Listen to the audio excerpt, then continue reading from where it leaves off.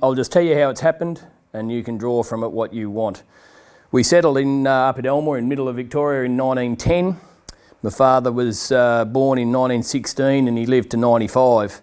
So he died in 3 or 4 years ago, 5 years ago. So he saw everything from the horse and cart through to bloody auto steering tractor, so a pretty wide ranging thing.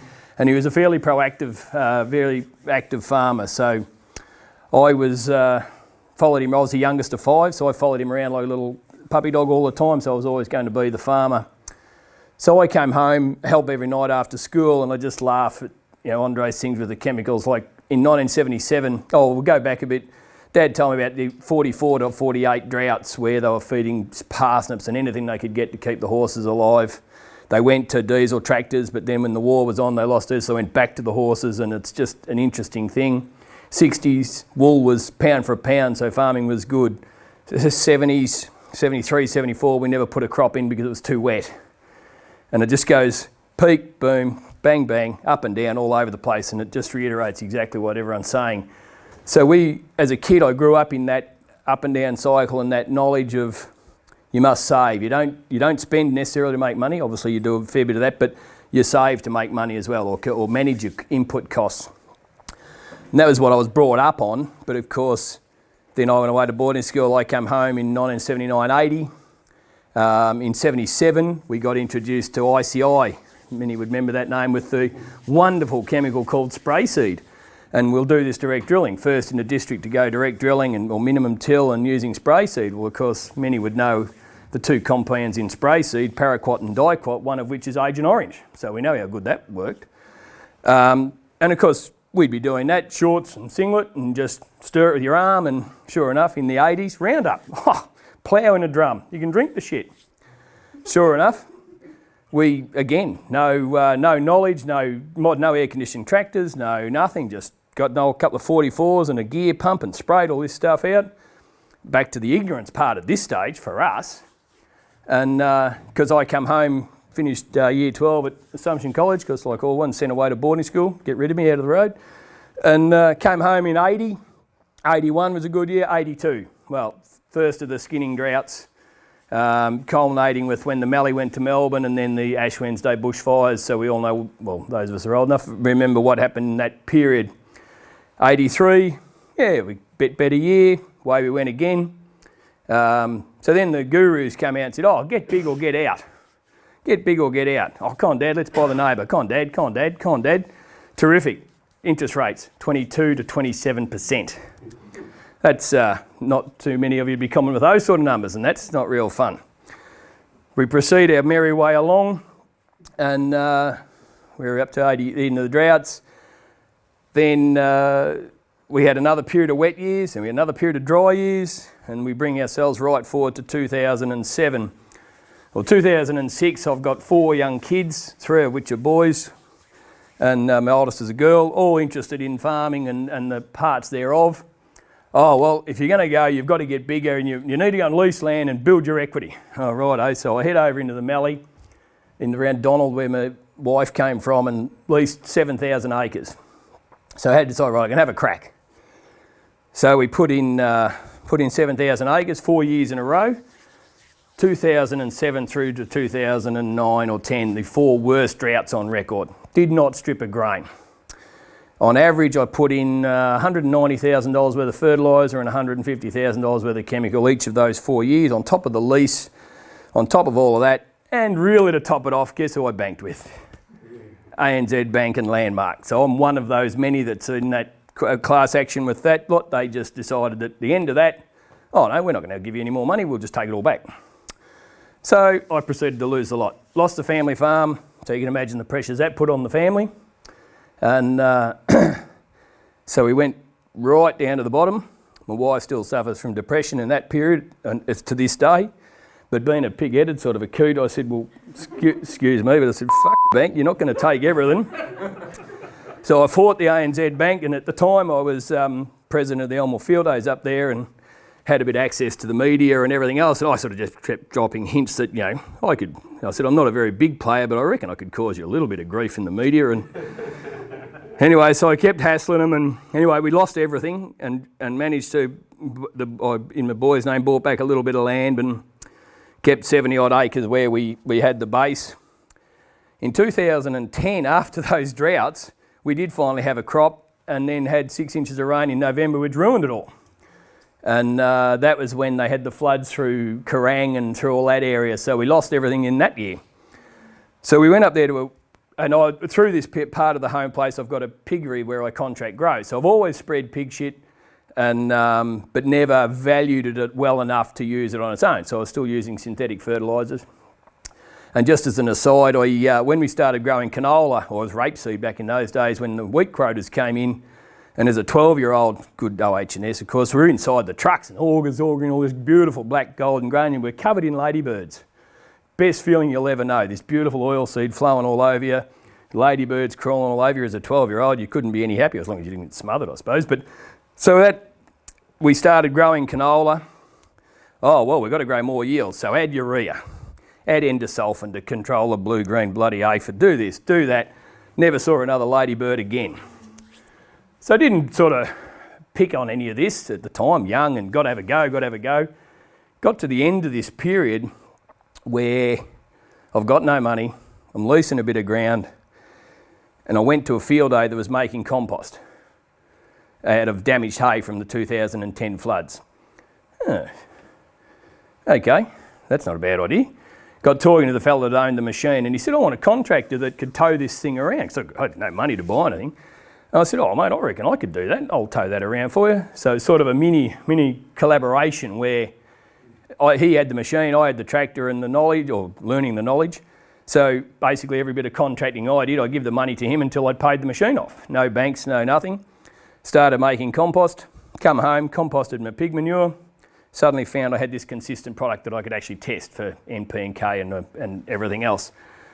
And thought, oh, righto, this is working. So then all of a sudden the phone call started. A dairy farmer ring me and said, I believe you make some pretty good compost. I said, oh, I don't know, mate, you can judge that. I said, it doesn't look too bad. And he said, I'm an organic dairy farmer. And he said, why don't you get it certified? And where I'm painting the picture here is probably the drawbacks from the organic thing in the perception that us so-called conventional, I don't know why it's called conventional farming, but district practice attitude we have to organic. And I sort of go, oh no, I'm not going to fuck around that bullshit.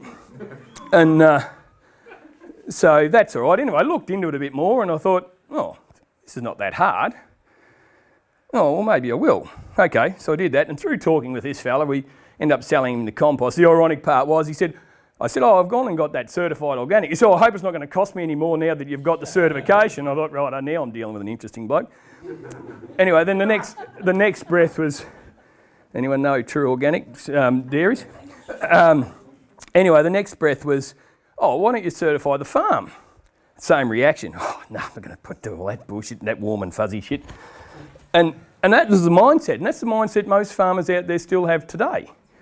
Anyway, and I'll jump back, 2007, we had a field days, we used to have a feature, and it was right when climate change was starting to get its thing, and I sort of had this feeling that it was happening, but it was the wrong name. It's not climate change, it's not global warming. It's just changing. Things are getting more extreme. And as I'll go back to, I'm not educated, I'm self-taught, not very smart, I can lift heavy things. And I just couldn't work out what was going on. And I said, well, why don't we have a feature called Capitalising on a Climate of Change? I was pretty proud of myself with my wording. And I was really pleased with that. Anyway, I met a few different people and it started opening up doors. We met a bloke making biochar and we met different ones. And I came up right at that time when the NFF, National Farmers Federation, said, we want to be exempt from all this climate change stuff. And I thought, and I said at a public forum, I said, I don't think the NFF should be exempt. They should accept it as long as we can run it. Because if we can sequester all this carbon into the soil, it's another revenue stream. Could have become one of our next biggest exports, selling bloody carbon credits on the Chicago Board of Trade. Most people don't even know that it's tradable on the Chicago Board of Trade. Because I was held down as a bloody ratbag, dickhead, blah, blah, blah. So anyway, that moved on. So along I went on my merry way and I started doing this composting. Went organic. Oh, that's right, back to my organic. So I got certified organic because, funnily enough, it was easy. Hadn't used any chemical or fert for 4 years because I had no bloody money. And so I come to it, why I tell this story is I come to it through a different set of eyes. And whilst we were always direct drilling and everything else, so we were reasonably sustainable, but we were still dependent on your chemicals and your fertilisers. So we pushed on. I started making compost, then the knocks on the door. Oh, can you take this? Can you take that? Can you take... Oh, yeah, no worries. Then, of course, the Economic Prevention Authority got involved and said, no, you can't take that. No, you can't take that. So we're in the battle of that at the moment. But we now take a lot of Melbourne's green waste out of their pasteurised vessels and we mature that on and make a really good compost. And we now farm probably a bit over 1,000 acres, fully organically certified, put 5 or 6 tonnes of compost on per year, put a pelleting machine in to pelletise it, so as we're putting it down the air-seater tube, and we're now working, building biochar machines so that we can char the oversize. It gets screened out so we have zero to landfill out of the process. So we've really come a full way along, and the ironic part is there wouldn't be a day go by now or a week go by where they don't get a phone call from someone wanting to take a waste issue that they don't want to go to landfill or it's not to go to landfill, or someone ringing from the other side, can you grow organic lupins? Can you grow this? We can't get this, we can't get that. And of course I'm going, oh, I could do that if I had more land. Hence I met Carolyn at a Grow the Organic Farmers Day down at Warragul. And I said to her, oh, what you need to do is work out some way of, because I can't get any money from the banks don't want to know who I am, and of course as soon as you say organic, they'll give you 50% money on your conventional lending. You say you're going to go organic, they drop that to 25 because they don't believe it's sustainable. I think that wheel is changing now a bit, but it is very difficult to get money if you mention the O word. And it's almost like mentioning the C word. So we're building this business case where we've got large volumes of compost. We get it paid to take it out of Melbourne, so then we can on-sell it reasonably cost effectively. And now we're processing somewhere between 30 and 60,000 tonnes. We use it all ourselves. As far as I'm concerned, I'd like to lease enough country that I don't have to worry about selling any. I'll just use it all myself. Because to go and sell it to the conventional farmer out there, he goes, how much NP and K's in it? How much have I got to use? Oh shit, I can get a B-double load of urea a lot easier than that. And again, this is the mindset we've got to change to get the regenerative farming happening. They all think they're doing great by direct drilling, but that on its own is not enough. You know, they're putting lime on to improve their pH, and then they're putting DAP on and acidifying it again. Like, it's just dumb now that I see it. And I don't think it's sustainable farm. And the other part we've gone away is when, back to Dad, he was mixed farming, had a few sheep, a few cattle and a bit of wheat and a bit of oats. The biggest mistake I made is that we went all grain, or all cropping. And when it doesn't rain and you've got lease country, it's like going to the casino and using your credit card to put it on red 14. If you've got your own money, a bit of cash that someone's given it to you, and you lose that, well, you haven't lost anything other than that bit of money. When you've bought it on the credit card, you've lost it twice. And when you're gambling with scared money, you'll never win. So we went in there, we were borrowing the money from the bank to lease ground to put cropping. So when you don't get it back, not only have you lost that money, you've still got a double whammy of paying the bank back. So we find now, doing it the way we're doing it now, yes, we'll go and lease ground, we do it with the compost, you get a higher return for your product, so you're not as dependent on high yields. If this carbon credit system ever gets to fruition, but it's just fraught with red tape, I'm trying to work through some of that now, by adding large volumes of compost, we can speed up, I might chat with Andre after, I think we can speed up that regenerative system, because growing crop and growing pasture is, yes, the best way to get carbon back in the soil. We can add 10 tonne of this compost, which the cities are putting in landfill. You immediately give it an injection of boost, so that's the model we're working on. And yeah, Carol and I spend many an hour on the phone, especially usually if I'm driving a truck or something stupid, but as to why, how, and what. And I've sort of become for Carolyn the intermediary between how the conventional guys think to now I am passionate about it, and you know, I've got a wife that's become gluten intolerant. Give her organic wheat or organic bread and she doesn't get lethargic from it. So she's not gluten intolerant. She's pesticide intolerant, or how it's not what it is. It's how we grow it. Even to the tune of we've bred our varieties to have more gluten and do different things to go for yield. Why do you think all these stores sell spelt or all the old wheats?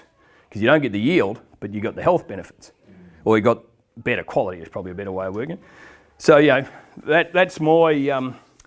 A bit of my story, and I've got one son home with me, another one due to come home, and one home half-time.